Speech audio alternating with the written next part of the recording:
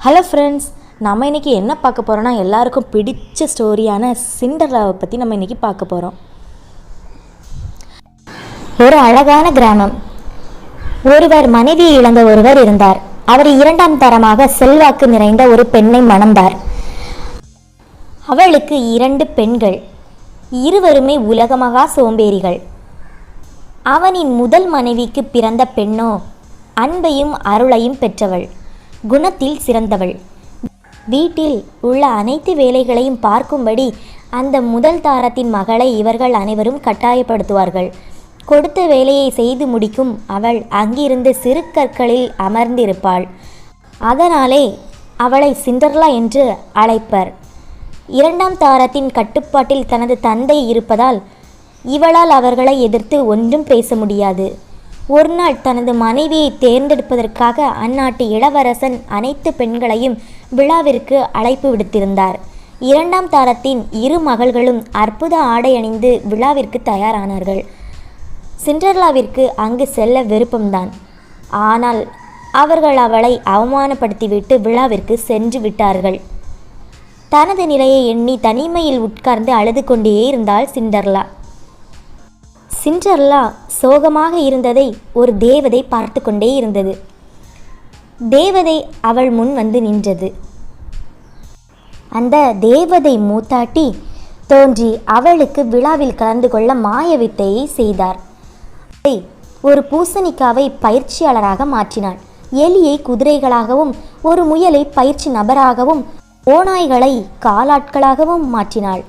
Cinderella அணிந்திருந்த பழைய உடையை அழகிய உடையாக மாற்றி கண்ணாடி காலணிகள் 2ஐயும் வழங்கிவிட்டு விழாவிற்கு மகிழ்ச்சியாக சென்று வரும்படி தெரிவித்தாள். ஆனால் நடுநீசிக்குள் திரும்பிவிடவும் என கட்டளையிட்டார்.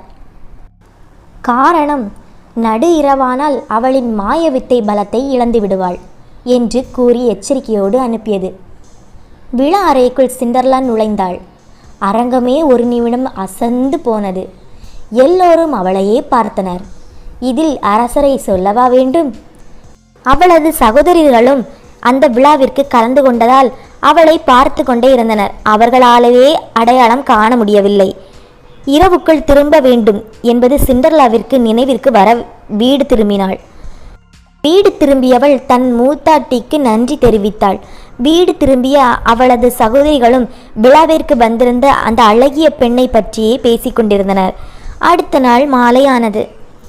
மற்றொரு விழா அரங்கேற்றத்தில் தன் பாட்டியின் உதவியால் மீண்டும் சிண்டர்லா அந்த விழாவிற்கு கலந்து கொள்கிறார். அவளை பார்த்து அரசன் மேலும் மயங்கினான்.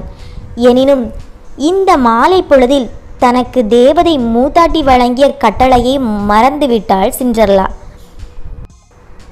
மூத்தாட்டி சொன்னதை மறந்துவிட்டு அரசருடன் சிறு நடனம் மேற்கொண்டாள். இருவரும் கண்களாலேயே காதல் செய்து கொண்டிருந்தனர். திடீரென்று சிண்டர்லாவுக்கு ஞாபகம் வந்தது. உடனே ஓடிப்போனாள். அரண்மனையின் படிக்கட்டுகளில் தனது கண்ணாடி காலணிகளில் ஒன்றை தொலைத்து விட்டாள். அரசர் அவளை துரத்தி துரத்தி தேடி பார்த்தார். ஆனால் அந்த சாதாரண பெண் அரண்மனையை விட்டு வெளியேறியதை மட்டுமே அரண்மனை பாதுகாப்பாளர்கள் கண்டனர்.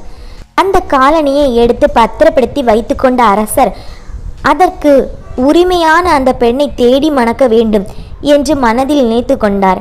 மாய வித்தையின் நேரம் முடிந்த பின்னரும் மாறாமல் இருக்கும் அந்த காலணியை எடுத்து பத்திரப்படுத்தி வைத்து கொண்டாள் சிண்டர்லா. அரசனே, அவன் ராஜாங்கத்தில் இருக்கும் அனைத்து பெண்களை வைத்தும் அந்த காலணிக்கு உரியவர் யார் என்பதை கண்டறிய முயற்சித்தார்.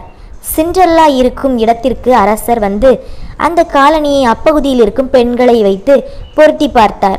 சிண்டர்லாவின் மாற்றத்தால் சகோதரிகள் இருவரும் சிண்டர்லாவை அந்த காலணியை அணிய விடாமல் திட்டமிட்டு சதி செய்து விட்டனர். ஆனால் இயற்கையாகவே அந்த காலணி சிண்டர்லாவின் காலுக்கு பொருத்தமாக இருந்தது. மற்றொரு காலணியையும் சிண்டர்லா வழங்கினாள். உண்மை என்னவென்று அறிந்து சகோதரிகள் இருவரும் சிண்டர்லாவிடம் மன்னிப்பு கேட்டனர். அவளும் அவர்களிடம் குற்றங்களை மன்னித்தாள். அரசனை மணந்து அரண்மனைக்கே சிண்டர்லா திரும்புகிறாள். அவளின் 2 சகோதரிகளும் 2 ராஜாக்களை மணந்து கொள்கின்றனர். அழகு என்பது சொத்து. ஆனால் நன்னடத்தை என்பது விலை மதிக்க முடியாத பொக்கிஷம். இது இல்லாமல் எதுவும் செய்ய முடியாது. இது இருந்தால் எதை வேண்டுமானாலும் செய்யலாம் என்பதே இந்த கதையின் நீதி.